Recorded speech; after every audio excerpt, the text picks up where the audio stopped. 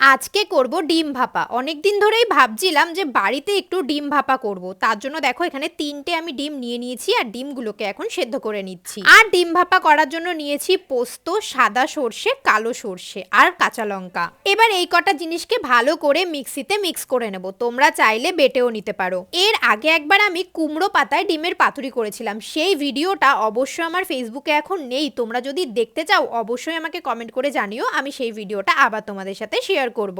ডিমগুলোকে ভালো করে সেদ্ধ করে নিয়েছি, ওদিকে মশলাটাকেও কিন্তু আমি ভালো করে মিক্স করে নিয়েছি। এবার ডিমগুলোকে হাফ করে কেটে এর মধ্যে হলুদ গুঁড়ো, লঙ্কার গুঁড়ো আর লবণ ভালো করে মিশিয়ে ডিমগুলোকে এবার ভেজে নেব।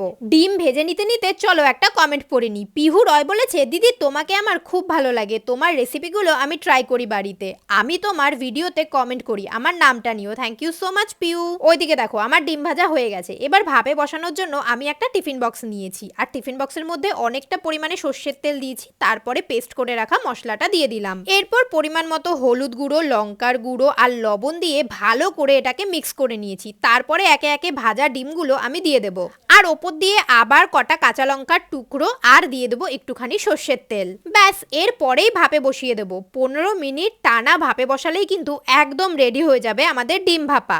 এবার এই ভাপে বসানোর একটা জিনিস আমি তোমাদের বলে দিই, যেই পাত্রেই তোমরা ভাপে বসাও না কেন পাত্রটার হাফেরও একটু নিচ পর্যন্ত জলটাকে রাখবে, নয়তো টিফিন বাটির মুখ দিয়ে কিন্তু জল ঢুকে যাবে একদম টিফিন বাটির ভেতরে। তার জন্য অনেকটা নিচ পরিমাণ তোমরা জলটা রাখবে আর দেখবে খুব সহজেই ভাপানো ডিম তোমাদের রেডি হয়ে যাবে।